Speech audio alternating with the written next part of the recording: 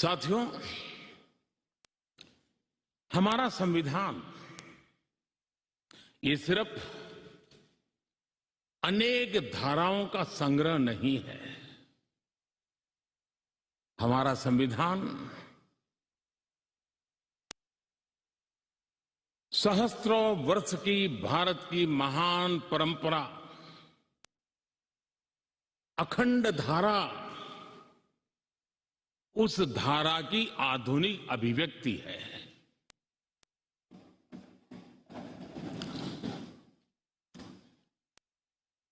और इसलिए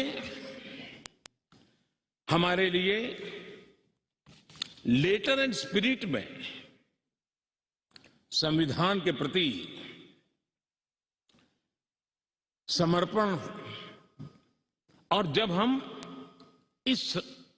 संवैधानिक व्यवस्था से जनप्रतिनिधि के रूप में ग्राम पंचायत से लेकर के संसद तक जो भी दायित्व निभाते हैं, हमें संविधान के लेटर एंड स्पिरिट को समर्पित भाव से ही हमें अपने आप को हमेशा सज्ज रखना होगा। और जब ये करते हैं तो संविधान की भावनाओं को कहां चोट पहुंच रही है, उसको भी हम नजरअंदाज नहीं कर सकते हैं। और इसलिए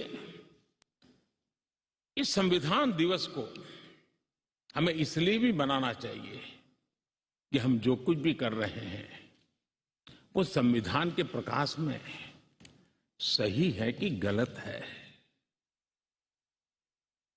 हमारा रास्ता सही है कि गलत है। हर वर्ष संविधान दिवस बनाकर के हमने अपने आप को मूल्यांकन करना चाहिए। अच्छा होता देश आजाद होने के बाद 26 जनवरी प्रजासत्ताक पर्व की शुरुआत होने के बाद हमें 26 नवंबर को संविधान दिवस के रूप में देश में मनाने की परंपरा बनानी चाहिए थी, ताकि उसके कारण हमारी पीढ़ी दर पीढ़ी संविधान बना कैसे, कौन लोग थे इसको बनाते थे, किस परिस्थितियों में बना,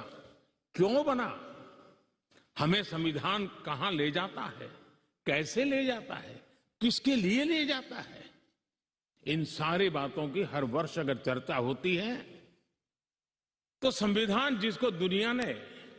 एक जीवंत इकाई के रूप में माना है,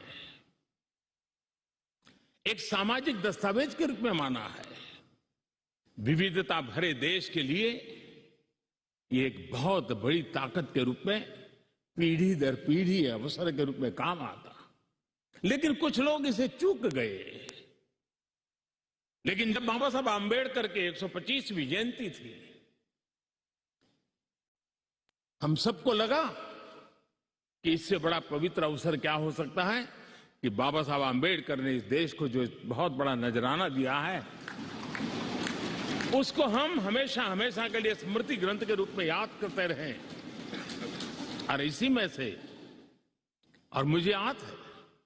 जब सदन में इस विषय पर मैं बोल रहा था 2015 में, बाबा साहब आंबेडकर की 150वीं जयंती के निमित्त इस काम की घोषणा करते समय, तब भी विरोध आज नहीं हो रहा है, उस दिन भी हुआ था कि 26 नवंबर कहां से ले आए, क्यों कर रहे हो, क्या जरूरत थी। बाबा साहब आंबेडकर का नाम हो और आपके मन में ये भाव उठे, ये देश अब सुनने के लिए तैयार नहीं है।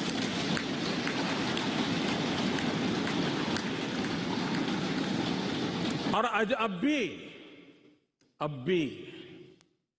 बड़ा दिल रख करके खुले मन से